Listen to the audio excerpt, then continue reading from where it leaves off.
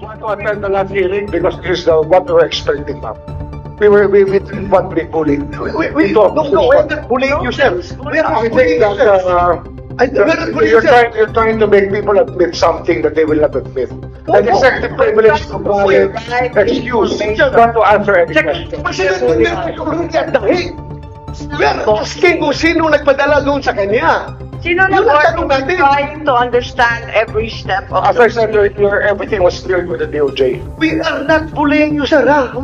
We want the truth. That's why if we try to make a person admit something that should not be admitted, it means that there is something more to it, which is some clearance given by the DOJ was probably the most important part of it, to serve the warrant of arrest and to surrender the person under the law. So Secretary Remulla, nagpa-interview na si General Torre. We're not bullying him. He voluntarily gave this interview. And like many of our countrymen, napanood namin. Sinabi niya na siya talaga. Paano ba yun? Sino nagutos sa kanya? Ano nga yan, ma'am? Sabi ko nga, clear namin lahat yan. Kasi they were asking me the legality. Even if I was abroad, my advice was being sought. And I gave them the advice. Number one, serve the warrant of arrest. Number two, surrender him to the Hague. That's what the law provides. So, sir, you're the one giving the orders.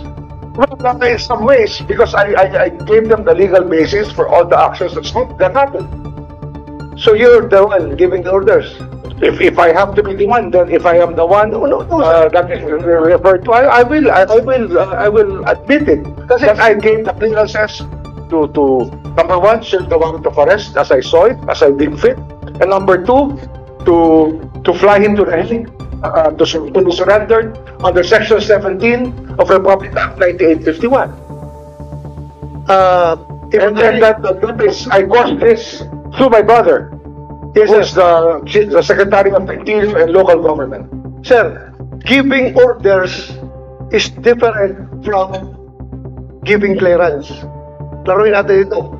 Well, ang tatanong ko is, sinong nag-utos? Because PNP is a uniform organization. Hindi yan gagalaw kung wala mag-uutos. Ang tatanong namin ng committee, sino nag-uutos? Ikaw sabi mo, you're the one giving the clearance. Ngayon, ina-admit mo na, parang sinasabi mo na kung gano'n lang, ako na nagbibigay ng orders. So, nalalabuan ako doon.